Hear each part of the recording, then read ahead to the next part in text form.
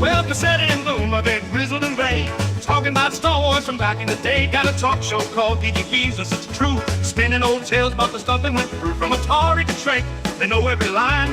Geeky has been feeling just fine.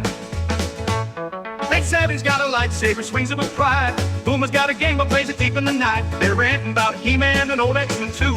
On Geeky Geezette, they're the nerdiest crew. Talking Transformers toys, they twist and they turn. Singing blues for the geek life, their hearts still burn. Oh, Geeky Geezette, they're living the dream. Talking comics and movies, they're busting the scenes. From Battlestar reruns to D&D lore, they're preaching the gospel of geek evermore. Pacelli and Boomer, they'll never grow old. Geeky Geezette with hearts made of gold. They're sitting in the studio, mics turned up loud, reminiscing about Super Friends, feeling so proud. Pacelli loves Spider-Man, Boomer's for Hulk. They argue about Star Trek with passionate both. From Betamax tapes to their old D20s, Geeky Geezette where the nostalgia flows. They got fans in the chat, from the young to the old, tuning in to hear stories that never get told. Talking Ghostbusters, proton packs, toys in the box, and Saturday mornings with cartoons that rock. Pacelli and Boomer, they're keeping it real. Geeky Geezette with that old school feel. Oh, Geeky Geezette, they're living the dream. Talking comics and movies, they're busting the scenes. From Battlestar reruns to D&D lore, they're preaching the gospel of geek evermore. Pacelli and Boomer, they'll never grow old. Geeky Geezette with hearts made of gold. They're singing the blues for the games that they play, for the VHS tapes and the arcades that pray. But the spirits are young, though their hair's turning white. Geeky Geezette keep the nerd fire alight, so tune in each week to the Geeky Geezette show, where Pacelli and Boomer let the good times flow. From X-Files to X-Men, they're dropping the news, singing praises of geek life with them old blues. Pacelli and Boomer, forever they'll be.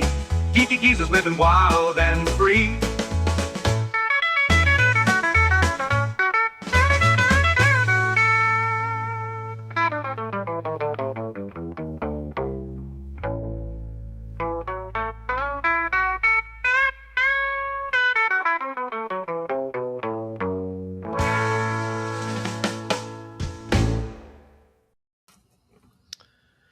Hello, everyone. Welcome to Geeky Geezers. I'm your host, Aged Boomer. This is my co-host, Pacelli. How do? And this is my other co-host, Netter of Netters Network, otherwise known as the Geezette. Good evening. And here we are. I have a Coke. Yes, we sorry. are. No, that's fine. I got a Diet Dr. Pepper myself. How many flavors are in Dr. Pepper? I don't know. I have no idea. Well, I know there's Dr. Pepper.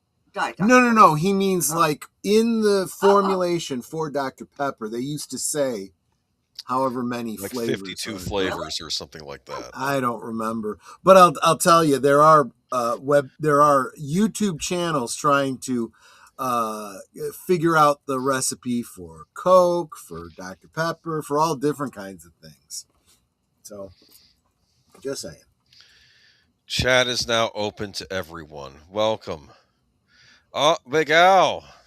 Welcome, Big Al. Hello, my geek friends. Hope you all have a great show tonight. Wishing everyone a great week ahead. I hope we have a great week ahead. Deleted Scenes, welcome. Connie Cleary, welcome. JPRPH1, welcome. Jessica Hardo, welcome. Tired Midnight Blogger. There's an Aged Boomer in there. Okay. Let's see here. Let's keep going down. Lynn Green. Yeah. Lynn Green, welcome. Max Headroom. We're not doing Max Headroom for good old days tonight, nor will we ever. I'm kidding. We may get to it. I think that was another one of my TV sets that got messed up in the flood. I don't remember. It's chaotic now, but yeah, I used to have the show on DVD. I think Shout Factory put it out. I had that. I had Parker Lewis Can't Lose. Remember Parker Lewis Can't Lose? Oh yeah. Which was which aired around the same time as the Ferris Bueller TV series, and it ended up getting renewed, whereas Ferris Bueller got canceled after one season, even though they were very similar plot wise. You know. Yeah. But let's see. Zootopia, welcome. I may have to do Parker Lewis for good old days at some point. Let's see. We have a very special good old days tonight, though. Yes, we do. I'm very excited about it. Okay. Do you want me to bring up the presentation? Are you done saying hi to everybody? I guess, because I don't see anybody else here. I see Netter. Welcome, Did you Netter. say hello to Mr. House Party 6? Where are all you people? Say hi. I thought I did, but welcome. Oh, Tired Midnight Bugger. I didn't see him here. Oh, there he is, Mr. House Party 6. Welcome. Okay. There you go. Oh, there you go. Is. Okay. There. All right. So let's bring up the presentation. There we are.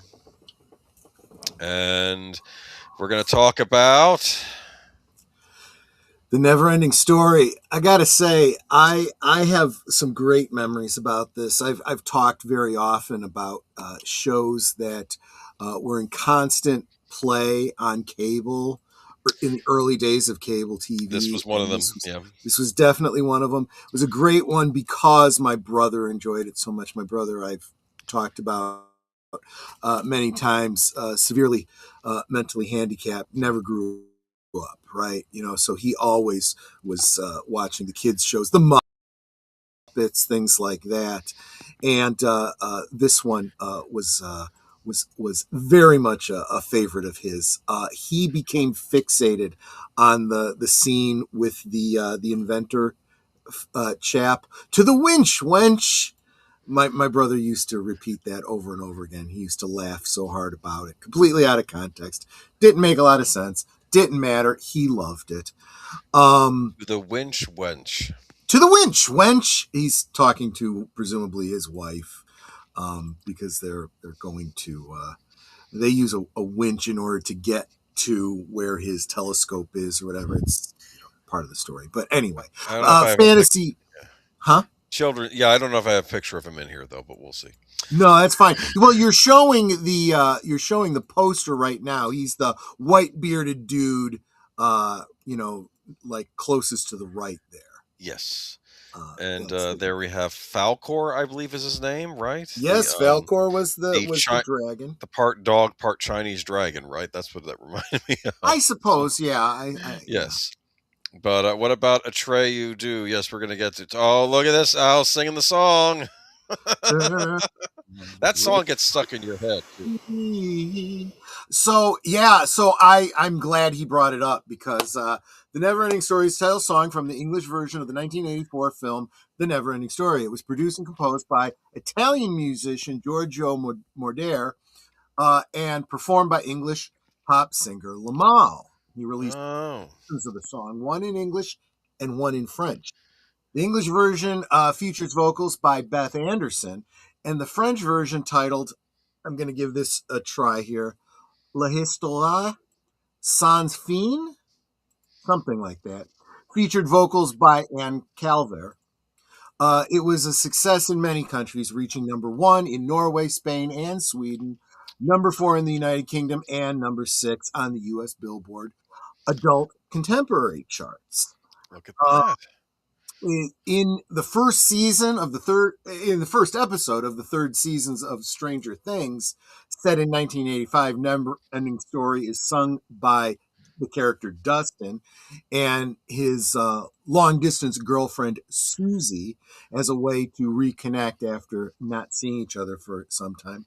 Following the season's release on July 4th, 2019, interest in the Never-Ending Story surged again.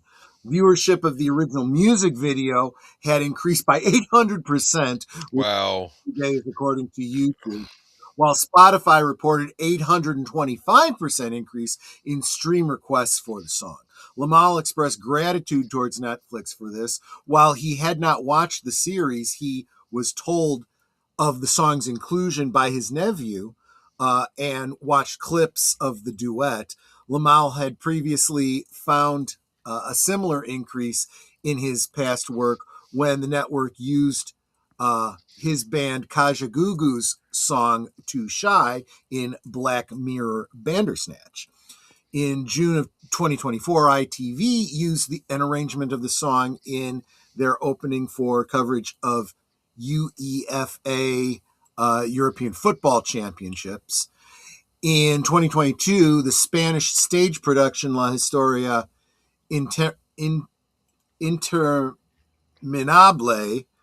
El Musical welcomed Lamal to the stage to perform his song with the cast, including Teresa Farrar as Zaid, and Teresa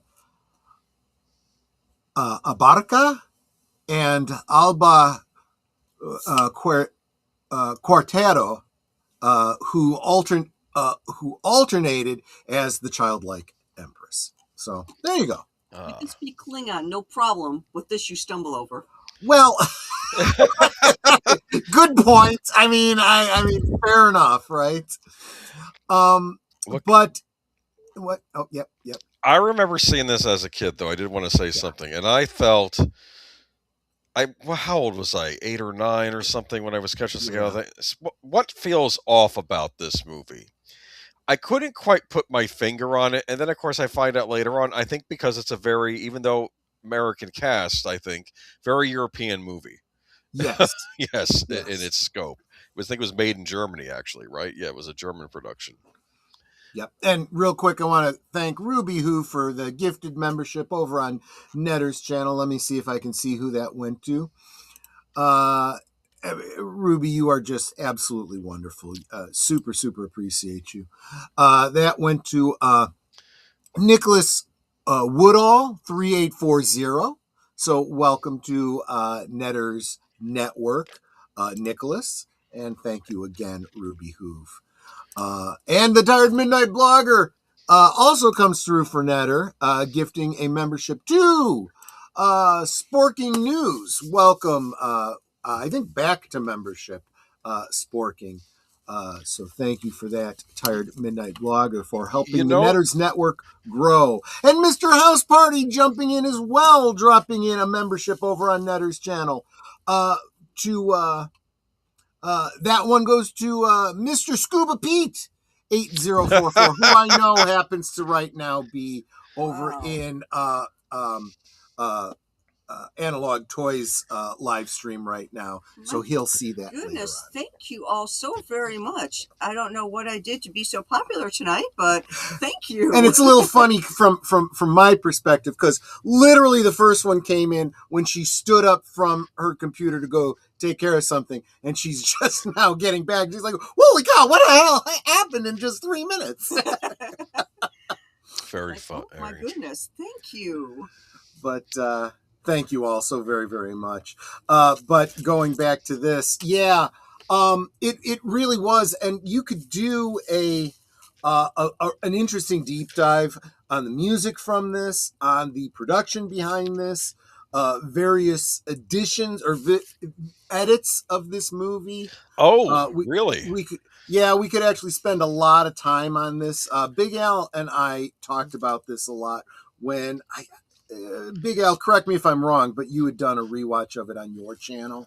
Yeah. I think so. Yeah, he had done Never Ending We Story. talked about a lot of these things. He was so much a fan of Falcor that we made sure that last year when we were at MegaCon, there was a booth that had a mock-up of Falcor. No, that's not where I got it. I got it someplace else. And I saw... No, the pictures that we took at MegaCon. That. Okay, you're getting ahead of me. Where they had a mock-up of Falcor that the kids could have their picture taken on. And we weren't supposed to take pictures, but we took pictures, They also had some of the other scenes from the movie. Don't want to get too into that because we'll get into that as we talk a little bit more about the story and so forth.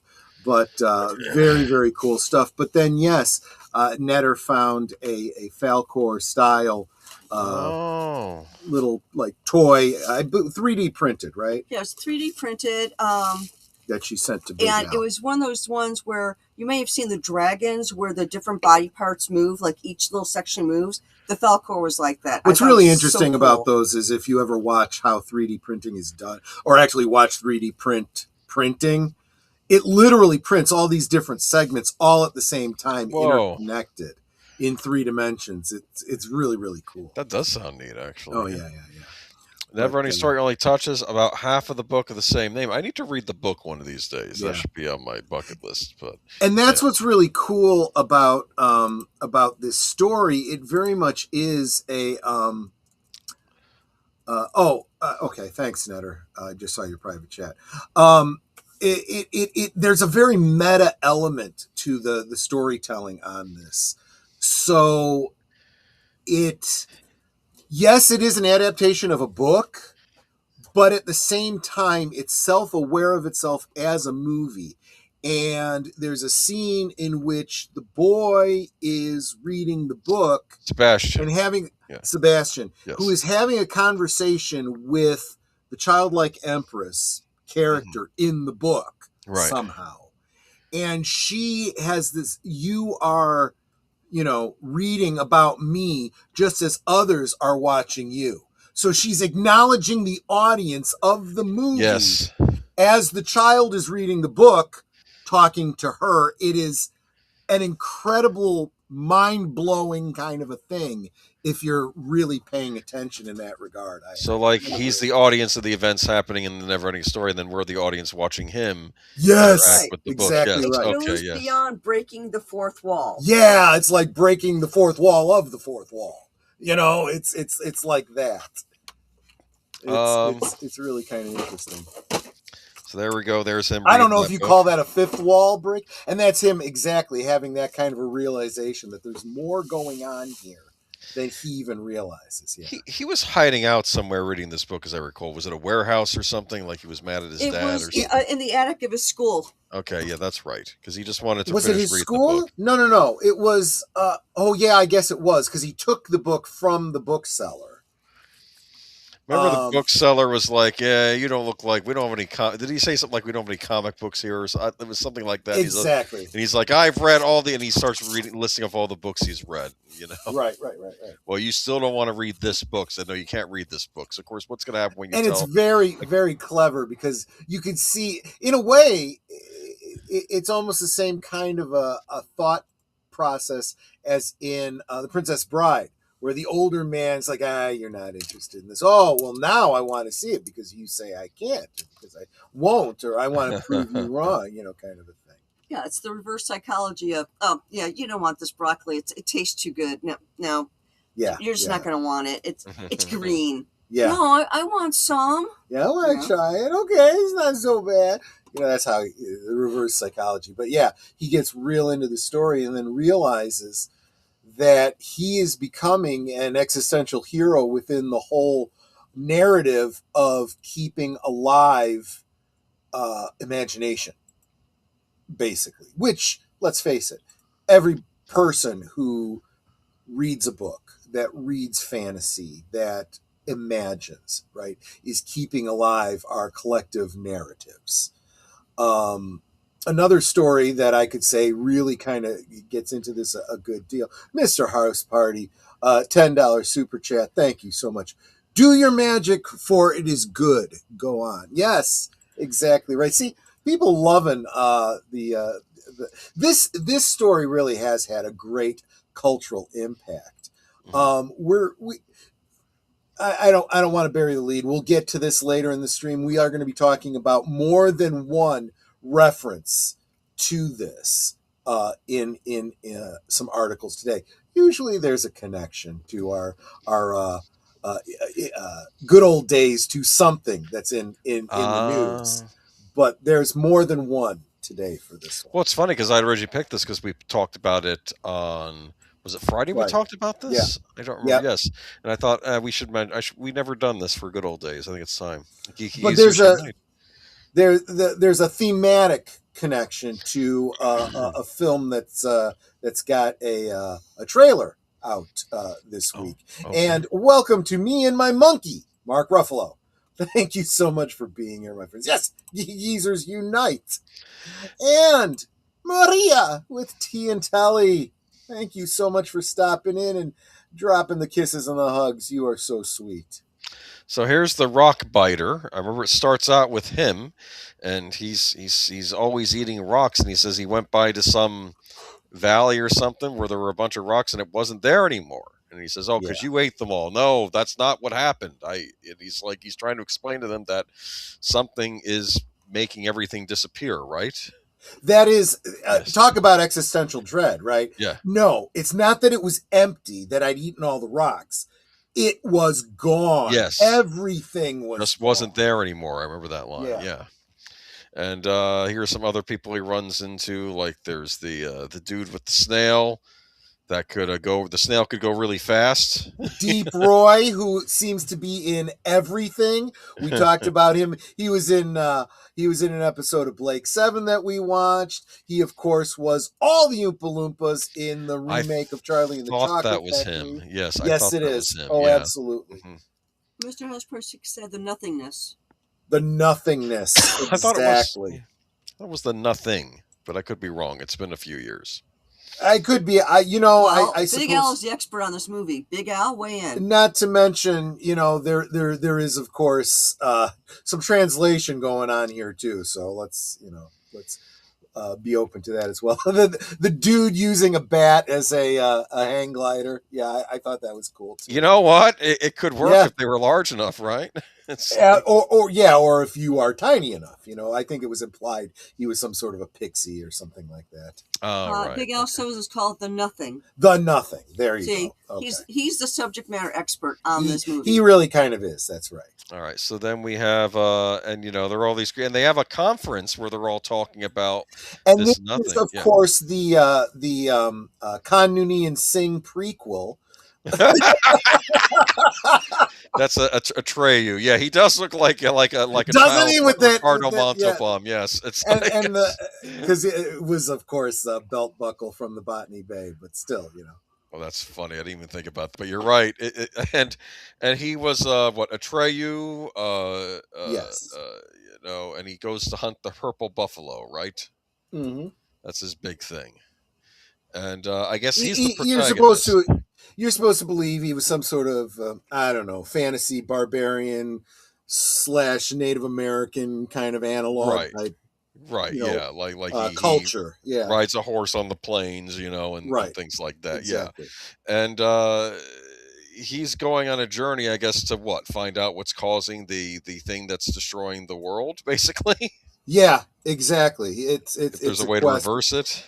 And this is one of those things where, the hero's so brave, right? Well, actually, I mean, I don't know how brave it is. It's like, if someone doesn't do something, we're all going to die, got to save the world because it's where I keep all my stuff, right?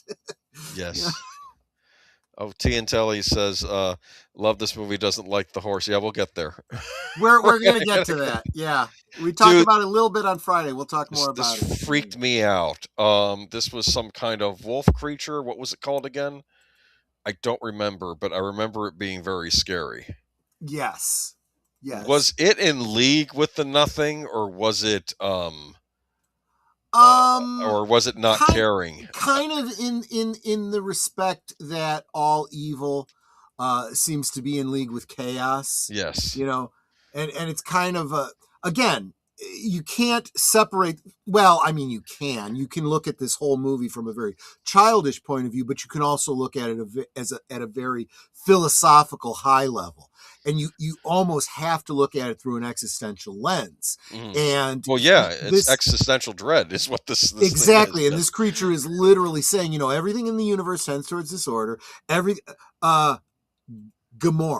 That's what it was called. Thank you. Terrifying.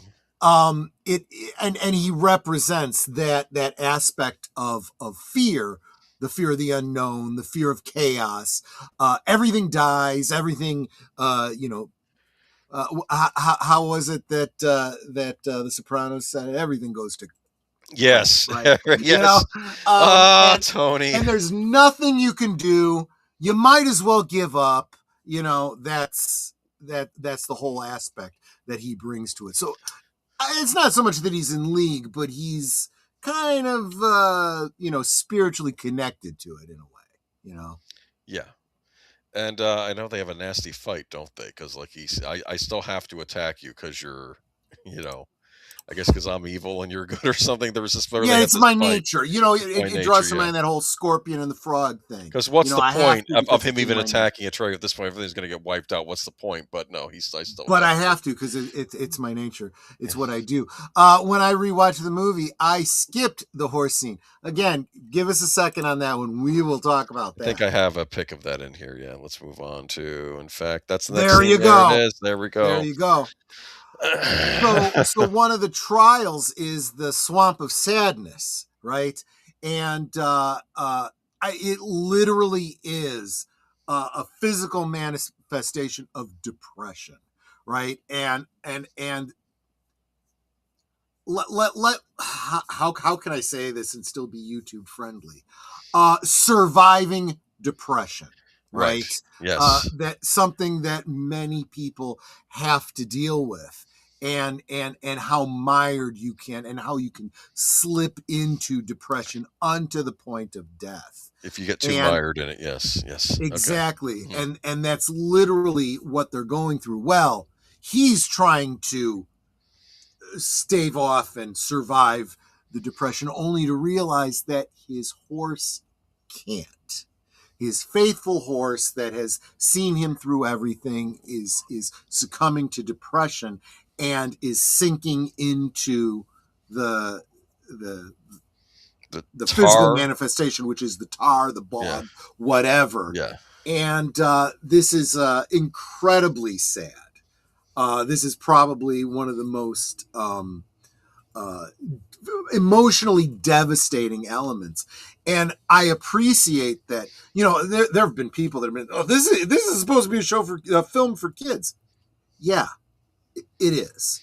Let the children be exposed to this. This is why fantasy and fairy tales exist, because it deals with things like death and depression and overcoming. And these are very important things if you spare children these things, you're doing them a great disservice. Yes. But because there isn't a place we're talking about it tonight, but on Friday we did talk about the fact that now using AI, people have recreated this scene where Atreyu is able to talk his horse out of his depression, get it to survive, and in a very realistic way. And I said, you know what? I could totally see this AI generated scene being edited into somebody's fan edit of this movie. You totally could do that. And it would be absolutely believable, All right. Oh, yikes. Apparently, according to Joshua 8:7, the horse actually speaks about what he is emotionally going through during this death scene. Yikes. That's got to be even worse. But that probably doesn't work. It wouldn't translate the film, I don't think. Yeah. I think that a lot of people, especially filmmakers, I would say this filmmaker really did understand it, but most modern filmmakers who just want to do their own version of things, blah, blah, blah, blah, don't really understand that there are things you can convey in prose that you cannot convey in film. And let's be honest, there are things you can do in animation that you cannot do in film. And I think that is where the biggest disservice to these so-called live action remakes of animations go wrong. Someone pointed out that whole Snow White debacle, with its many, many problems, one of them was that whole scene, the reveal of the dwarves, the nose popping up over the foot of the bed. That's something you can only do in animation and have it be adorable and cute. If you tried to reproduce that with those CG nightmares that they made, it's just horrifying. Anyway, some things work in live action and some things don't. So that's what I'm getting at. So, anyways, and then I know there's this whole thing with then he runs in the Falcor, right? I guess that's to lighten the mood a little bit after such a horrible scene. Well, and I again haven't read the book, so I don't know how it works narratively. But in the narrative of the film, he's lost his steed. He needs a new steed, and you need something that can fly, because he now needs to cover large distances very quickly. So from a narrative standpoint, it kind of fits. Is he scratching behind his ear, as I recall? Yeah. Because dogs like that, yes. Yes. I guess it's because the spot they can't really reach, right? So they like when humans do that. I suppose, but without getting too into the weeds on it, I think most animals, most, not all, but Yes. most animals do have an affinity for having their head scratch the sides, the back near the neck, and so Not that forth. wolf thing we saw earlier. You don't want to do that. You'll get your hand bitten off. But yeah. Well, that's true. But usually dogs and wolves, if you have, the connection to them that they would allow you to touch them, they would enjoy that too. Yes. But I don't recommend doing that with wolves, though. You do not have that connection to them. The connection you have to them is you are food to them. And then Atreyu has to go to the something path with the Griffin ladies or whatever that is, right? Those are sphinxes, but yes, Sphinx, exactly. the Sphinx, yes, okay. And I think this is an oblique reference to certain Greek myths, the Odyssey and so forth. I want to say oh gosh, what was it? The Straits of, I don't remember what, in Greek mythology, but and yes, there are boobs. Thank you for pointing that out. I debated showing this picture, but I said it's a statue. I'm not going to lose sleep over this. Okay. Right. And I think there's a thing where Atreyu has to give something a name, right? Isn't that the big crux of this whole thing? He has to give a name to the childlike empress. Empress, yes, because it's the only place left in the world is this fortress in the sky or something, right? And right. And he can't think of a name, right? Right. But well, at first he doubts himself. He can't come up with a name, so on and so forth. But then eventually he does. And I thought Sebastian yells it out. Isn't it Sebastian? Oh, Atreyu. It's not his place. It is Sebastian's job to do. And whose name does he give? Do they say? Was it the name of his deceased mother? He gives the name Moonchild. Now, okay. I never really understood where that came from or why he says that. I felt like you would think that a child struggling in the real world with the death of his mother would choose his mother's name or something connected to that. See, now I always thought Moonchild, I figured his mother was a child of the 60s and Moonchild was her name in the 60s. That's where I thought he got it from. That's perfectly plausible. I'll be honest, I thought pretty much the same thing. But I don't see anything that specifically references that in the film. So book readers, if you've read this story and please fill us in. But yeah, I don't really know. But yeah, it's funny. I was watching the old Siskel and Ebert episode where they were talking about this movie. Oh yeah. Gene Siskel gave it thumbs down. Roger Ebert gave it thumbs up, and they had an argument about it. And I think what Gene Siskel said, well, it's like that other movie I didn't like, The Dark Crystal. This is better than that, but still, he hated The Dark Crystal, Gene Siskel. And then what's funny is they go to their next movie, which is The Last Starfighter. And Ebert gave that thumbs down, but Gene Siskel gave that one thumbs up. So yeah, I just don't get all these classics that they were split on. I do feel like, and let's face it, those guys were local here. So Gene Siskel and Roger Ebert definitely followed those guys. Oh. And I really always felt that they had a very surface level understanding of films. They looked at them like A, adults, and B, journalists.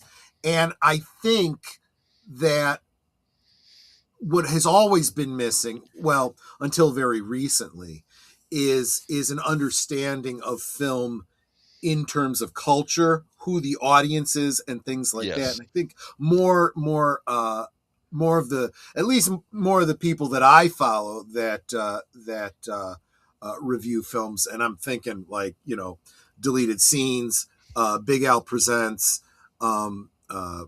Sin's Corner, and many of them.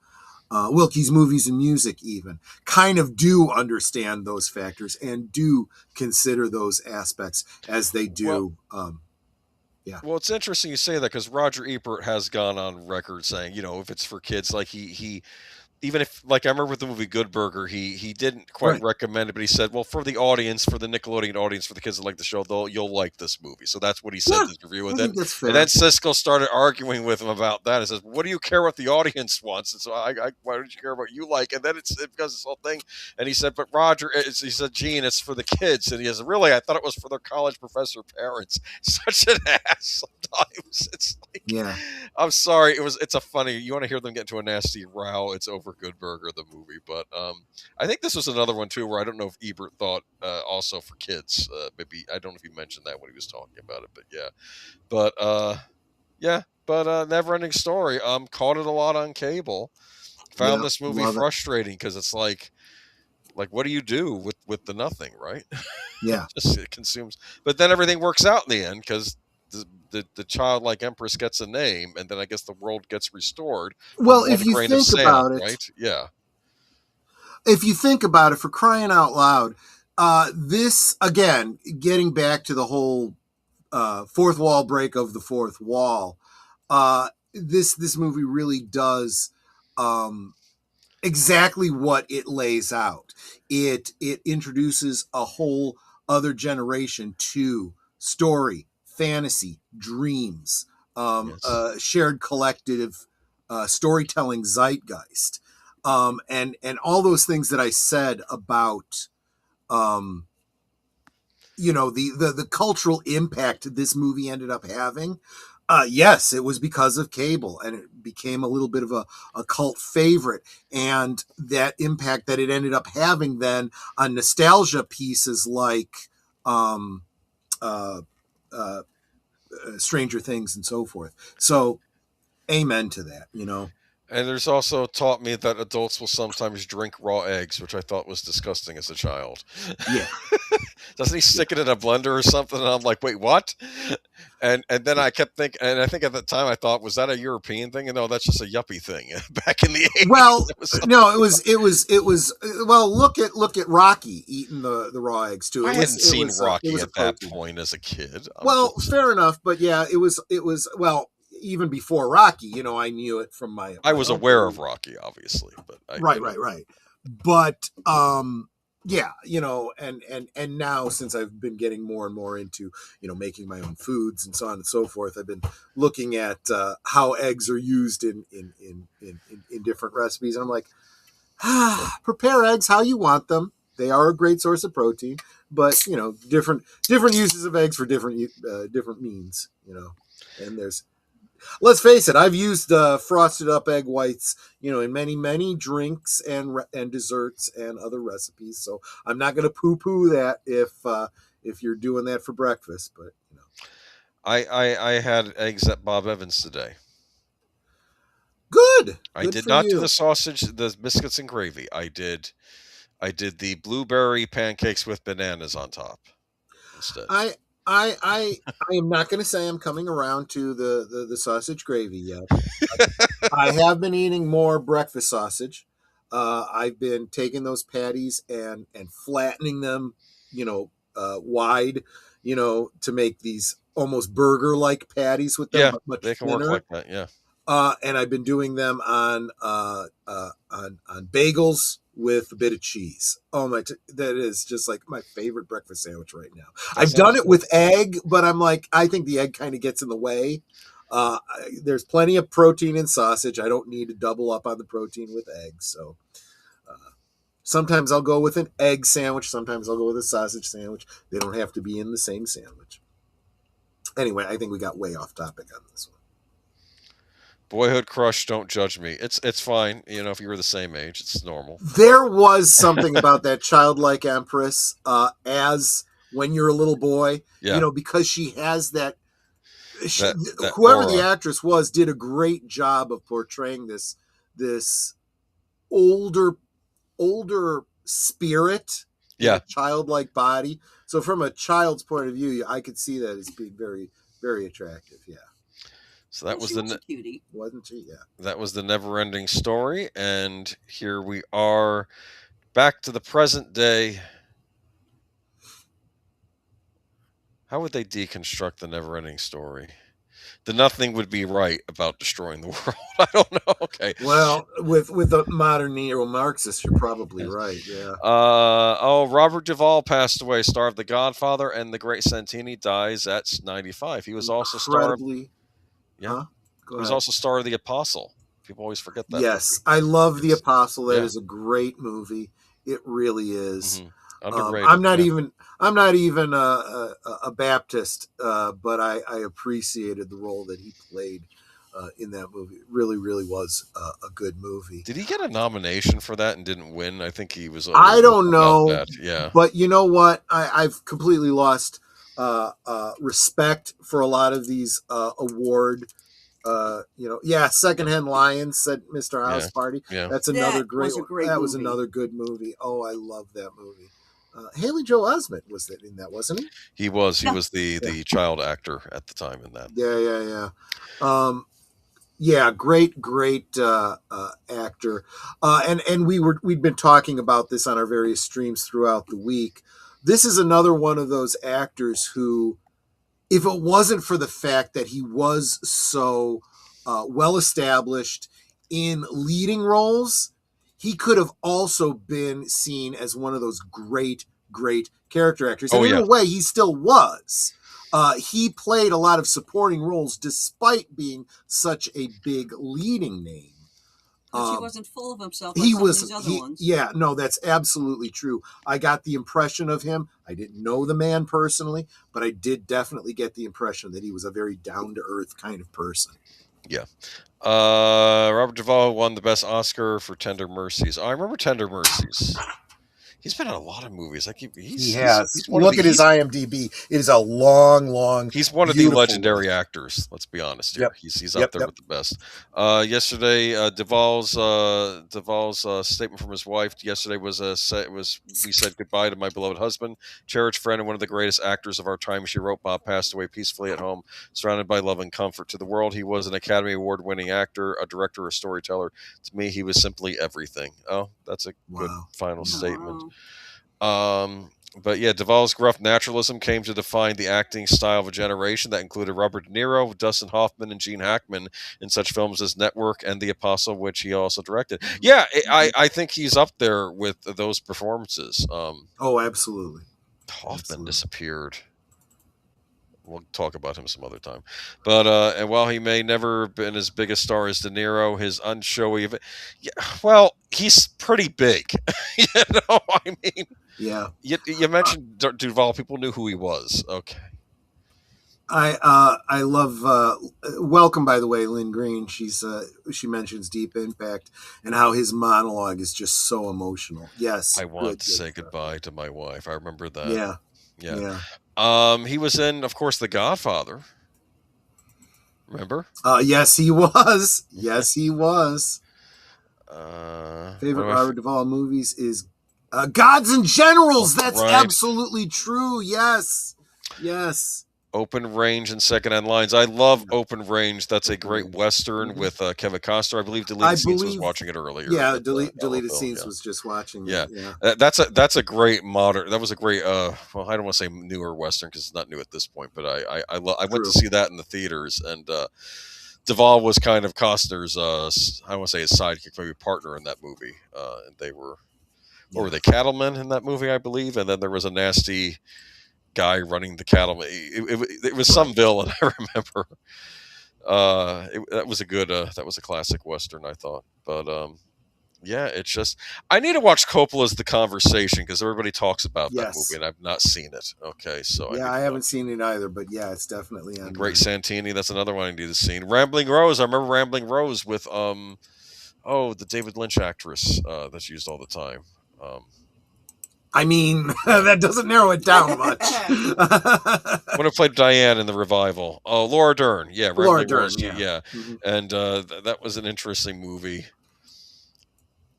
I'll say that she was a nice young woman with an uncontrollable libido. And there's a scene in that movie where she comes on to, I guess Robert Duvall lets her be the maid for the family. And there's a scene where she comes on to him and this was a real good husband because he basically said no. And he says, because you could tell he was tempted for a second and then he said no. Yeah. And then, Robert Duvall's daughter, and we say, oh, he's loyal. He's loyal to mom. I guess she liked her dad a lot after that. But Yeah. Deep Impact, Days of Thunder. I need to watch Days of Thunder because I heard they're doing a follow up, so I'm curious. Oh no, no Robert Duvall in that. I guess, yeah, the follow up. Mm-hmm. Just I don't know. He was in Gone in 60 Seconds, the Nicolas Cage actioner, The Sixth Day. Oh, the sci-fi. He was in The Sixth Day? I don't remember that. He was in John Q, and he was also in Falling Down. In fact, some people argued he was playing the same character in both movies. The cop trying interesting. because they say, I don't know if he was, but they said the role he has in John Q was like the role he had in Falling Down. Like, is this the cop trying to talk the man pushed too far down? And for different reasons in both movies. But let's see here, though. But yeah, I mean, I could go on about Robert Duvall all night, but one of the great actors. But we have a lot, unfortunately, to get to tonight. Yeah, I don't know if I'm going to spend as much time on these others, but rest in peace, Robert Duvall. And watch his movies; he'll always be a legend. Yeah. Yeah. Jesse Jackson. Yeah. Yeah. Wow. We don't talk politics much on this channel, but this man absolutely did have a great deal of cultural impact. He did. He was people don't realize this if they don't really pay attention to his history, but he had a great deal of impact during the early days of the 60s civil rights movement. And very positive impact, I would say. I would argue that later in his career, he was trying to relive some of the same victories of the past that he'd already won. He should have spent more time acknowledging the victory laps that he should have been taking. Plus, he was a reverend, right? He should have just tended to his flock after that, I think. But I don't know. Well, and I would have, I understand why he didn't, but I would have appreciated hearing him reference that more in his public speaking. But I understand why he didn't. He probably felt it would have turned people off, some people to the message he was trying to get out. But anyway, I'm sorry, I'm getting ahead. You should. No, it's fine. No, I'll just read a bit. The Reverend Jesse Jackson, a longtime preeminent civil rights leader in the United States with deep roots in the Democratic Party, died Tuesday. His family said he was 84. Jackson was hospitalized in November after being diagnosed with progressive supranuclear palsy, a life-threatening neurological disorder similar to Parkinson's disease. Might see why we haven't seen him for a bit. It is with profound sadness that we announce the passing of civil rights leader and founder of the Rainbow Push Coalition, the Honorable Reverend Jesse Louis Jackson Sr. His family said in a statement he died peacefully Tuesday morning, surrounded by family. There were actually a lot of people. Goes into his history a bit in this article. Born in Greensville, South Carolina, 1941, was ordained a Baptist minister. He later became known as a protege of Reverend Martin Luther King Jr. Jackson emerged as a leading voice in the U.S. civil rights movement in the 1960s, 70s, fighting for causes ranging from economic and social justice to gender equality. Jackson founded Operation Push in 1971, a civil rights organization based on Chicago's South Side. Oh, okay. So you probably knew a lot from him and from your area. Yeah, that's what I mean. And sometimes I wasn't always in agreement with his methods, but I certainly did understand his motivations. Yes, so a lot of tributes pouring in, tributes and remembrances quickly from some of the people Jackson inspired. Reverend Al Sharpton. Barack Obama made a point too. For more than 6 years, Reverend Jackson helped lead some of the most significant movements for change in human history. Let's see. And we even got some from, let me see, the Clintons, Chuck Schumer. Also, some Republicans came out. Senator Lindsey Graham, even President Trump. I knew him well long before becoming president. I thought you were going to mention Republicans. Never mind. Okay, well, you know something. Anyway, he was a good man with a lot of personality, grit, and street smarts. He was very gregarious, someone who truly loved people. That was President Trump's answer on that. Like I said, and then, of course, Lindsey Graham. Anyway, but yeah, there he goes. I would encourage people that weren't big fans of his, maybe go back and really look at what his real history was, and his actual role in the civil rights movement, you might have a different perspective. Moving on to Grey's Anatomy star Eric Dane dies at 53 after battle with ALS. Wow. Yeah. Yikes. A very, very similar disease to what you were just talking about. Yeah, best known as a starring role in long-running ABC medical drama Grey's Anatomy, has died at 53. A representative for Dane shared in a statement with Good Morning America.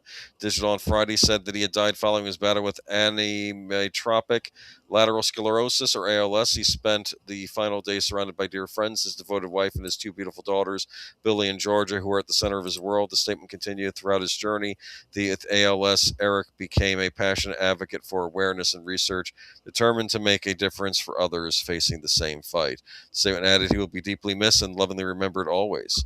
Was he the McSteamy character on Oh yeah, he might have been. Yeah.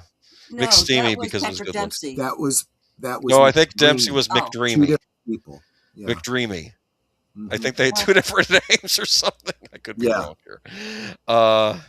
I No think idea. I never watched the show. Well, I think they had a nickname for Dempsey on there as well. I used to get the two confused, but yeah, because I think the names are similar. In 2025 interview with Diane Sauter, Dane recalled one of his most memorable McSteamy scenes early on the run of the show, in which he emerged from his steam-filled bathroom, barely clad in a towel.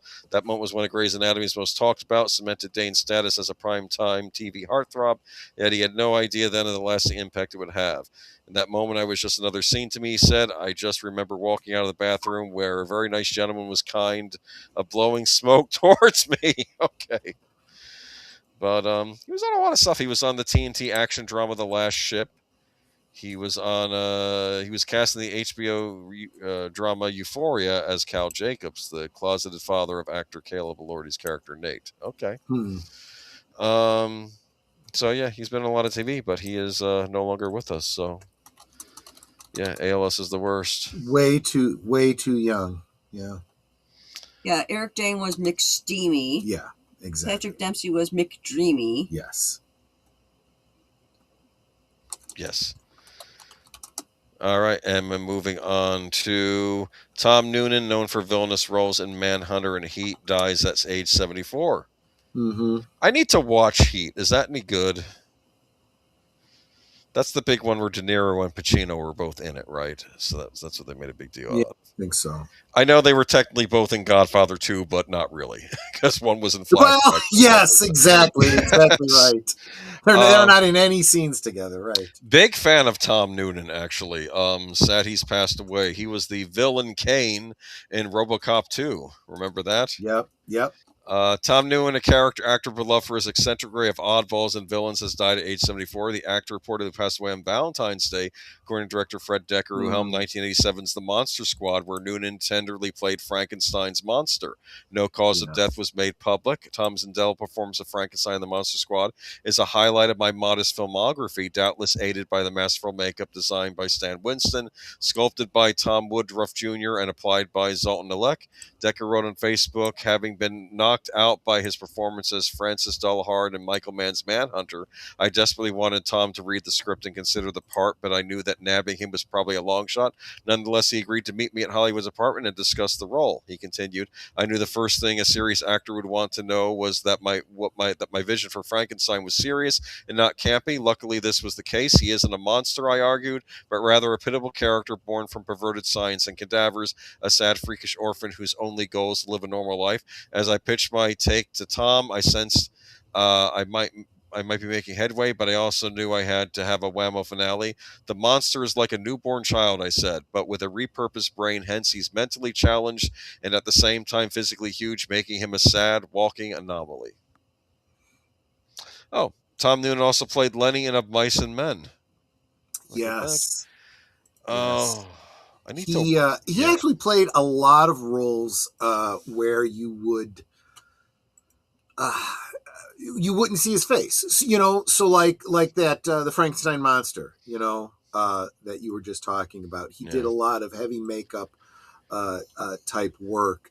Other actors that we've talked about, what was his name, Doug Jones and Ron Perlman, a lot of roles where you just don't see their face, which is kind of unfortunate, but it also says a great deal about their acting ability to act through all of those prosthetic appliances. Yeah, some of them, I mean, because all they're really doing in some cases is just emoting with their eyes. So much with their eyes. Yeah, exactly. He was terrifying in Manhunter, though. Remember Manhunter? Yeah. Oh yes, yes. Yeah. That was the best interpretation of the villain character, the story. But yeah, I know there was the Brett Ratner remake too, but Heat movie gunfight scene is used as a study guide for boundary movers moving in front. I need to watch it, Jesse. Yeah, I'm going to get to it one of these days. Oh, look, it said he was on the X-Files as a child killer who possibly had ties to Mulder's sister Samantha. The episode called Paper Hearts and written by future Breaking Bad god Vince Gilligan was aided greatly by Noonan's unsettling performance. Is that the one where they finally explain what happened to his sister?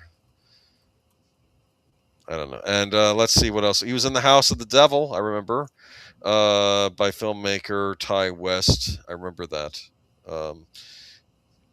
He was the mysterious gentleman wanting to hire a babysitter last minute for his. They think as a kid, but it turns out it's an elderly person in the house. I'm not going to get in more in that movie. It's creepy. He's creepy in it too, but he played creepy guys real well. I'm sure he wasn't creepy in real life, but he.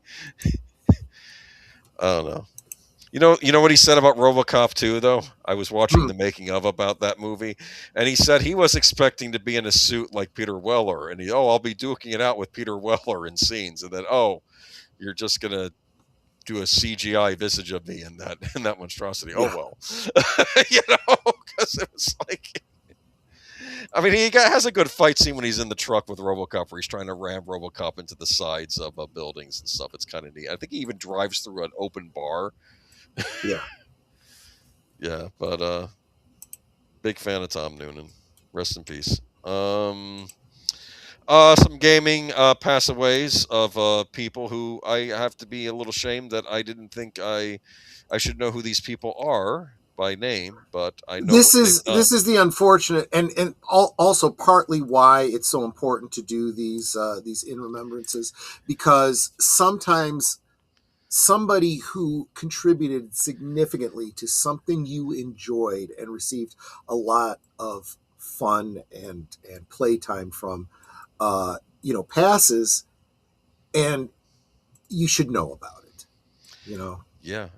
So this was excuse me, I don't butcher his name. Shutaro Lida, age 52. Too many people in Japan die young.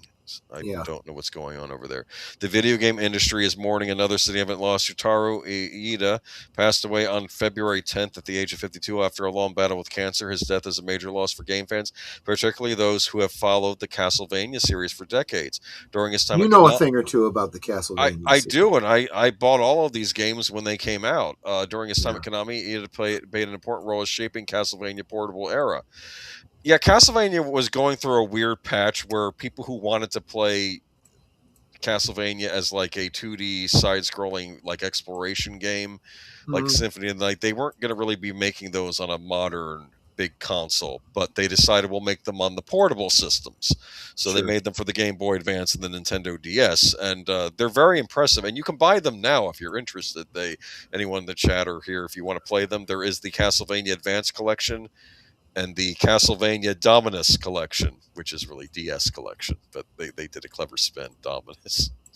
Yeah. It sounds Latin, so I don't know. Anyway, but as a programmer, he continued to be several of the franchise's most acclaimed entries in Game Boy Advance and Nintendo DS, helping refine the systems and gameplay that many fans consider the series' creative peak. One of his most notable works is Castlevania Area of Sorrow, praised for its story and soul system that introduced new gameplay ideas. He also worked on Castlevania Dawn of Sorrow. You get the play on title, Castlevania Dawn of Sorrow for the Nintendo DS. Get it? Dawn of Sorrow. It's a little... Castlevania Portrait of Ruin and Castlevania Order of Ecclesia, all now regarded as modern classics. It's interesting. Castlevania Portrait of Ruin has you fighting these two evil twin vampire sisters, which I believe is a nod to the movie Twins of Evil. Interesting. Yeah. And Aria of Sorrow was interesting because you play as Soma Cruz, because when Dracula is finally defeated at the Millennium, we never got that game, but Julius Belmont in the year 2000 was finally able to kill Dracula once and for all. and his soul, he can't be, because Dracula always comes back in the Castlevania games. He gets resurrected in 100 years by evil worshippers, things like that. But in this one, they managed to do it so that Dracula could not come back. But what they didn't foresee was that Dracula's soul would then be reincarnated into the body of a young Japanese boy named Soma Cruz, okay, or a boy living in Japan. And the weird thing about Soma Cruz is Soma Cruz has some of Dracula's abilities where he can control like all these fantastical undead creatures, right? But he's not evil. But if something goes wrong, he could be turned evil and become the new full-on Dracula. Do you understand? So I do, yeah. In the first game, it was Dracula worshippers that were trying to turn him evil. In the second game, I think it was people who were more like on the side of good, but they said they didn't like the fact that there was no longer Dracula, because without evil, what's good becomes muddled in the world. So they were actually trying to bring Dracula back for other reasons and trying to turn him for other reasons. So it was this weird little thing. But rest in peace. He made some great games, and sad to hear that any video game programmer passes away. And he was a classic, and I hate this. I didn't know him. I knew the main producer at the time, Igurushi, who is now doing his own series called Bloodstained. In fact, it wouldn't surprise me if he was working on Bloodstained recently. Yeah. After leaving Konami, he reunited Koji Igarashi to form Artplay. At the studio, he contributed as director of Bloodstained Ritual of the Night, a spiritual successor to Castlevania that found success. And he was probably working on the one they're working on now, but I guess he's no longer with us. Rest in peace, and sorry he died. Yeah. Another big name in the gaming industry, probably someone's name. I hate to say this, I'm more familiar with Nintendo stalwarts rather than the Sega stalwarts, but Hideki Sato, 77, a visionary Sega hardware designer. Hideki Sato has passed away at age 77. According to his biography at Movie Games, he started his career at Sega in the early 1970s, working on arcade titles, and came to lead the research and development department in the early 1990s. Sato had a major role in shaping nearly all of Sega's home consoles, and he served as company president in the early 2000s before his eventual departure in 2008. He even earned the nickname the father of Sega hardware. Sega's X account says, we are deeply saddened to learn of the passing of Hideki Sato, who served as president of Sega from 2001 to 2003. Sega would like to offer its condolences to families and friends. This guy made everything. He made I think he made the Master System. I think he was behind the Sega Genesis, also known as the Mega Drive, in other parts of the world. He also had executive producer on different games, including Sonic CD, Sonic Adventure, Burning Rangers, and the Game Boy Advance version of Choo Choo Rocket. So rest in peace. Yeah. We're losing the greats. Losing all the talent. We're losing the talent, and this guy was a talent. I mean, he was involved with every one of those Sega consoles, starting from 8-bit and going to 3D era. Wow. Now we got to bring it back to gaming news. Smash JT was talking about this last week. I'm presenting Troy his take on this, which wasn't good, and I thought I'd bring it up really quick too. Sony patent could dramatically downside PS5 and PS6 games, addressing high SSD prices. Now, hearing this, you're thinking that's great. Someone's forward thinking. But maybe not. Despite advancements, cloud gaming still has a downside compared to playing titles locally. What downside would that be? You're playing it on the cloud? You don't own the game? And you have to rely on the internet to play it. Yeah, to them it's a downside. That's right. A Sony patent bounces both approaches, leading to smaller PS5 and PS6 game installations. Executables will run on a console, minimizing latency and the need for storage upgrades. Tech4Gamers found the document with a publication dated February 4th, 2026. Although the patent has a similar goal to a July 2025 filing, it outlines a different method for downsizing PS5, potentially PlayStation 6 games. The concept would involve downloading only critical assets or a launcher for a title. Code would run on a console and other devices rather than on a server, significantly reducing latency. So this means part of your game is on the console and part of it's on the cloud. Is that right? Is that what I'm getting from this? Yes. And as much as possible is on the cloud is what they're basically getting. And probably to deal with the fact that memory sizes are becoming ever and ever more expensive due to the AI race that we're currently experiencing. It's almost like, technologically speaking, it's almost like we're going back to the days before we had such memory. You know, when we talk about the old consoles like Atari 2600, Nintendo, and so on and so forth, so many bits, right? And they would get very creative and clever to be able to do more with less. I guess they're trying to arguably do the same thing now. So let me explain what was going on during the days of the PlayStation 2, PlayStation 1, when consoles were CD-ROM and DVD-ROM based. The idea is that the console would read the DVD-ROM, and if you need to save your game, you could buy a memory card, and you would save your game on the memory card. But the bulk of the information was on the disc itself. Right. When Blu-ray technology became a thing and they started putting games on Blu-rays, it turned out that you couldn't play the game well or even off of a Blu-ray. The game would then have to be taken from the Blu-ray and installed or partially installed on the console because the Blu-ray itself, it couldn't read it fast enough, I guess, for the gameplay. Right. Do you understand? Right. So it was this weird thing, whereas, yes, you're technically buying a physical game, but it has to download in order for you to play it. Right. But it would download from the disc, not from the internet. So you still owned it. It was just, Right. it was already on the disc. And now I don't know where they go from here, because I don't think they can go back to using just regular DVDs. And the problem is everything's prohibitively expensive because of the memory thing. Because I was even thinking they'd come out with some kind of hard media, like a cartridge again. But then that would still need memory on the cartridge to house the game, right? Right. Especially these advanced games that exist now that are too flipping. Well, and here's the other thing too. People are forgetting that it's not just the processing that you know, the basic processing, but there's also the graphics processing. All of that is impacted by chips like that too. So the more complicated you make the graphics, we've gotten kind of, see, when we talk about these nostalgia type games, we talk about, you know, how, you know, you had so many bits and how, you know, they implied details that weren't there. How Mario, when he first started out, you know, kind of, I guess if you think about it, he kind of looked like an overweight Italian guy with coveralls.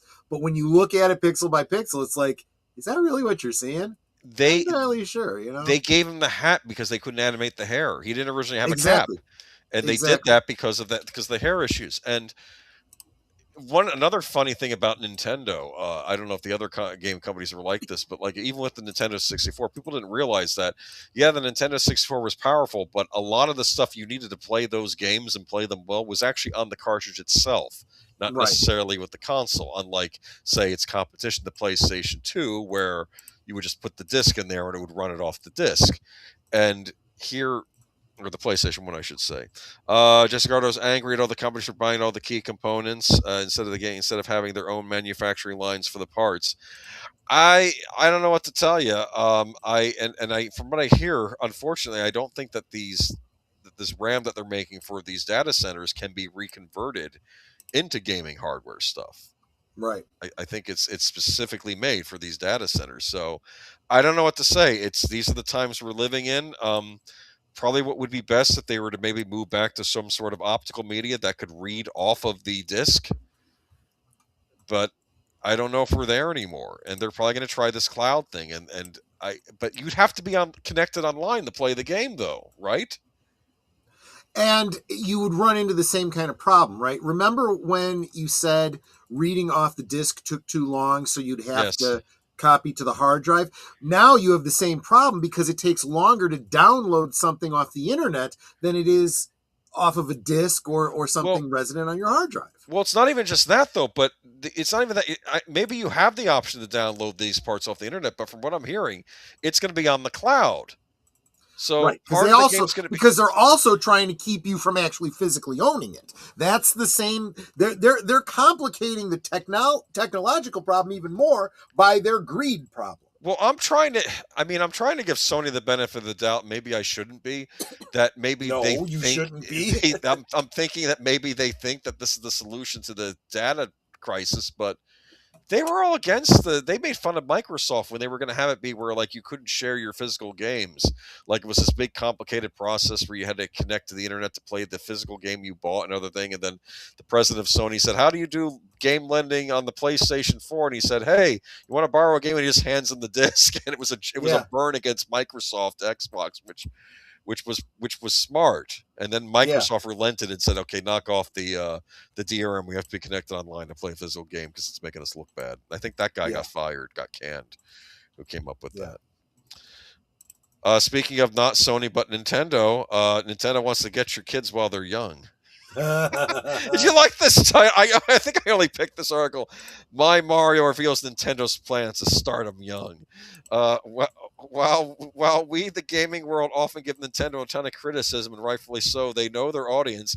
Their latest announcement looks to expand that audience, and quite frankly, it's pure genius. Nintendo has revealed the My Mario line of products aimed at small children and toddlers, which is now available at both Nintendo New York and San Francisco stores, as well as select retailers. My Mario products deliver a variety of products meant to introduce children of the world to Mario long before they pick up their first controllers. Offerings include a Mario-themed building block set, various board books, stop-motion animation shorts, and a simple smartphone and Switch app that will keep the kids occupied for hours. No, this isn't meant for you and me. Speak for yourself, article writer. I'm kidding. I'm just joking. Anyway, this is meant for the next generation of gamers.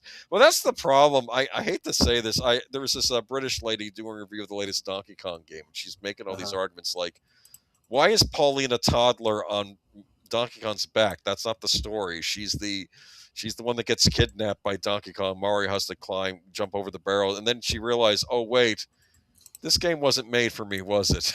If I've been aged out with this, like she had this weird realization, and I felt bad, and I'm like, yeah, we all get there, don't we? We are not the audience. Anyway, I don't know. I'm not going to spend much time on this. I just thought I liked the headline. Get them while they're young, but. Or just make affordable consoles so I don't have to play with building blocks. I'm sorry. Okay, moving on. Okay. you got a point there. Big disaster of the week. Phil Spencer is out. He looks haggard here, so I picked this picture. Yeah. Because they didn't have a good picture with the article. So Phil Spencer retiring. Sarah Bond is out. Matt Booty promoted as Microsoft AI exec. Asha Sharma named new Xbox boss. Okay, Microsoft Gaming CEO Phil Spencer has been at Microsoft since he joined them as an intern in 1988, and with Xbox since the software giant launched its first console in 2001 is retiring. Sources familiar with the matter are not authorized to speak publicly, confirmed to IGN. Spencer's retirement is effective on Monday, February 23rd. Meanwhile, Xbox president Sarah Bond, long thought by many both inside and outside Microsoft to be Spencer's heir apparent, has resigned. I kept thinking she was going to be not the fall guy, I guess the fall girl. But she's out of there too. The new CEO of Microsoft Gaming will be Asha Sharma, currently the president of Microsoft's Core AI product. Finally, Xbox Game Studios head Matt Booty is being promoted to Chief Content Officer and will work closely with Sharma. This is reminding me of Disney, how they put two people in charge of Lucasfilm now instead of one person, right? I'm wondering if there is a greater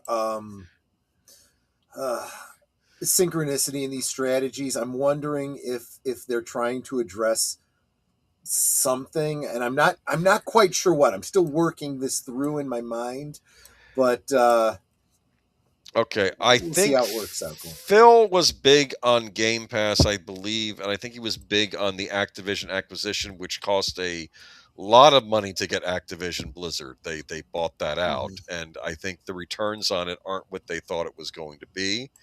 That could be partly the reason why he's out of there. I do not have much faith in his replacements, and I'm going to get into that in a minute. And Xbox, in my opinion, is a zombie console that's kept alive because it's owned by Microsoft, because I don't think if this was another company, they'd be out of the market already. I want to thank Phil for his extraordinary leadership and partnership. Microsoft CEO Satya Nadella said in an email sent to Microsoft, over 38 years at Microsoft, including 12 years leading gaming, Phil helped transform what we do and how we do it. Now, keep in mind, I guess he resigned or retired, right? We're supposed to believe that, right? Sure. Today marks the exciting chapter of Microsoft Gaming as Asha Sharma steps into the role of CEO, and I want to be the first to welcome her to this incredible team. Working with her over the past several months has given me tremendous confidence. She brings genuine curiosity, clarity, and a deep commitment to understanding players, creators, and decisions that shape our future. Blah, blah, blah, blah, blah. I don't like the current head of Microsoft, but that's just me. Okay, let's move on. Let's move on. Wow, this article goes on forever. Okay. Sorry, I should. There we go. There we go. Oh, and the gaming CEO Asha Sharma. We're gonna get into her in a minute. Hold on. Sorry about this. I should have cut this crap out. Okay. Why some Xbox fans are worried about the new Microsoft CEO. And late Friday, Microsoft announced an enormous shakeup of its gaming division. Microsoft Gaming CEO Phil Spencer would retire, and his deputy Xbox President Sarah Bond would resign, with little explanation given for that. The new Microsoft Gaming CEO is Asha Sharma, a 36-year-old Microsoft executive, but once gamers learned about her last role, concern began to mount immediately. Sharma is transforming from her previous position as president of Microsoft's Core AI product, and she has only been with the company since 2024. Before that, she was a vice president at Meta, COO of Instacart, and currently a board member of Home Depot. The problem here to many is obvious. She is a relatively new hire with no experience managing anything related to video games. This is to say she doesn't play games. In one interview, she talked about her appreciation for Firewatch, for instance. A good game. Firewatch. I don't know that one at all. Hold on. Look that one up. I'll look it up in a minute. I think I know what that is, and if that's what I think it is, that's not good. But in an era when Xbox has launched the trust of many players and is desperate need of rebuilding, a new leader with no game management experience and coming directly from an AI position within Microsoft is unsettling. Even if she's saying all the right things, however, you may have to read between the lines. In an interview with Variety, Sharma says she has no tolerance for bad AI. In her introductory message, she said, "We will not chase short-term efficiency or flood our ecosystem with soulless AI slop. Games are and will always be art." If I can interject for Yes. just a second, I looked up Firewatch. Very first news article that comes up. 10 years later, Firewatch's critique of masculinity is just a different shade of toxicity. This is a horrible. This is for lack of a better term. This is an SJW game. I know what it is. This appointment, this chick is basically just like the one that they put in charge of Cracker Barrel. You know what? Yeah, basically. I mean, we'll know for sure, and I'm sure Smash State TV will be keeping a close eye on her. This is bad. This is bad, and of course, the person writing this article is probably one of the woke game journalists that loved games like Firewatch. Firewatch looked terrible. It's what we used to call a walking sim. Oh gosh, yeah. You know, in Fallout you can walk, but you can do interesting things while walking. In this game, you do a lot of walking, yes. But you're constantly having random encounters, jump scare encounters. Holy cow! Does Microsoft own Bethesda? That means they own Fallout, don't they? Probably. You're playing probably one of the Fallout games before Microsoft bought them out. Other messages here from Sharma and the others was a bit strange. In her note, she talks about refocusing on core Xbox gamers, starting with the console. Microsoft has done everything possible to tell people for years that they do not need consoles to play Xbox games available through cloud and even on PlayStation. That or its recent exclusivity policies.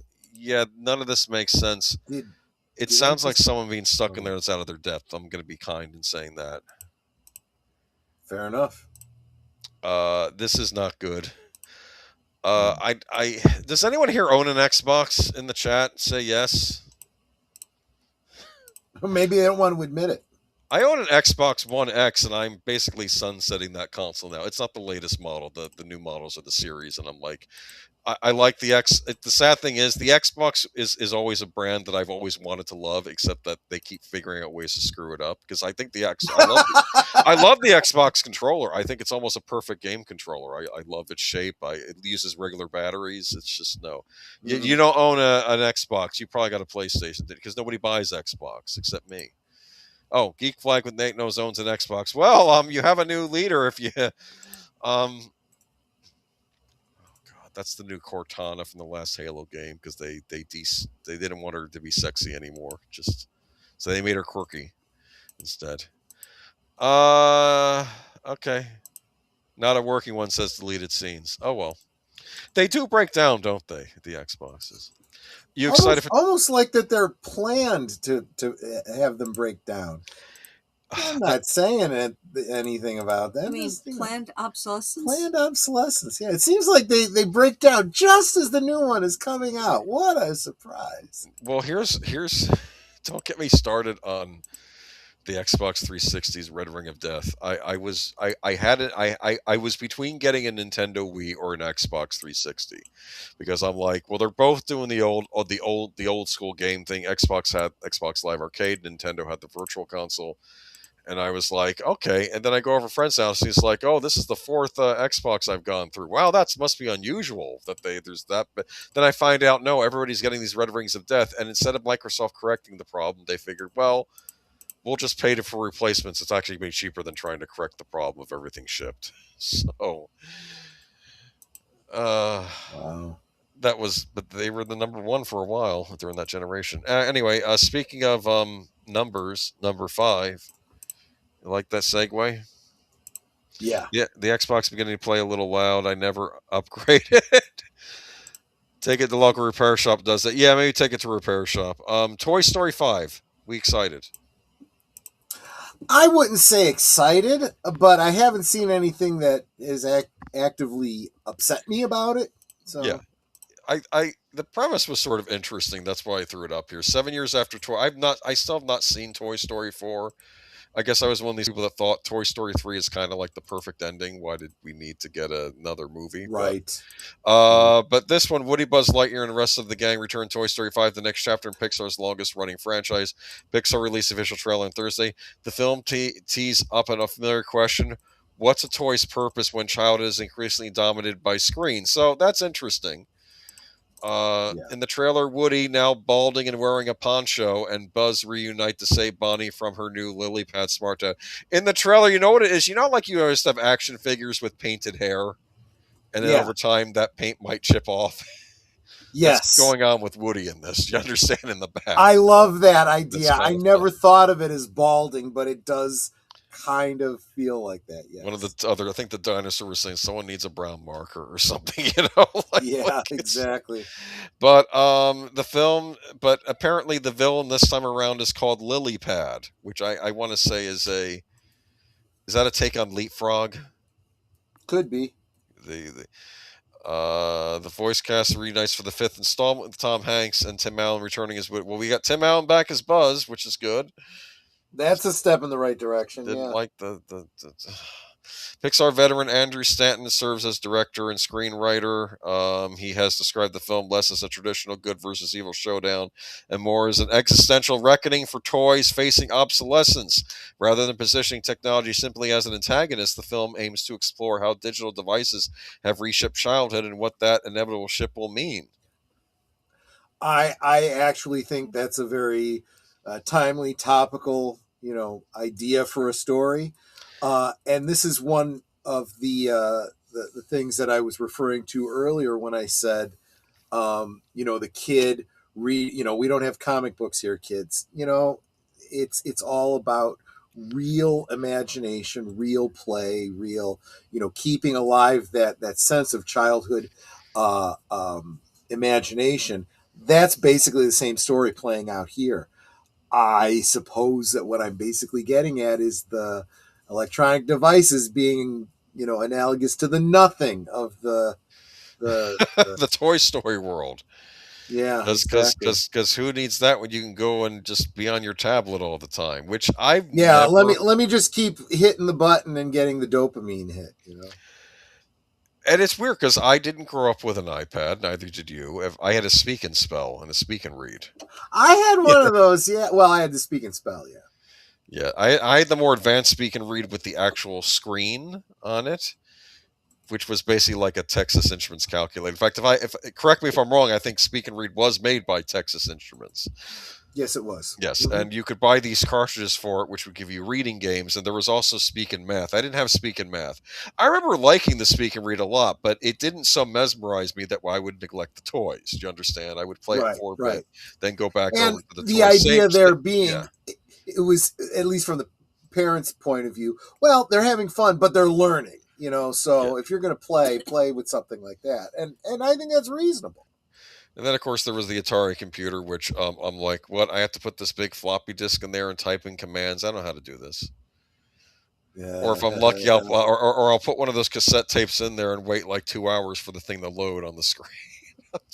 Well, I had a game called Preppy, and I liked Preppy, and I would have played it more, but it took forever to load that thing up. It was basically Frogger. It was a Frogger knockoff, but I enjoyed it. Yeah. Except I guess you played a guy that looked like a Preppy. I guess I don't know. It was Flappy's iPad. He was trying to get across the road to work with a coffee in his hand. Funny. Maybe that's what it was. Shibba Dog. Thank you, Lady Miss. Oh, thank you so much, Lady Miss. You got your farty fox letter. Yay! I love the farty fox. There you go. Well, it's better than other things that. Never mind. Let's not get into detail. Well, yes, that could be coming out of its butt. Yes. Ronda Rousey, Gina Carano will end MMA retirement and fight each other on Netflix. What the blazes?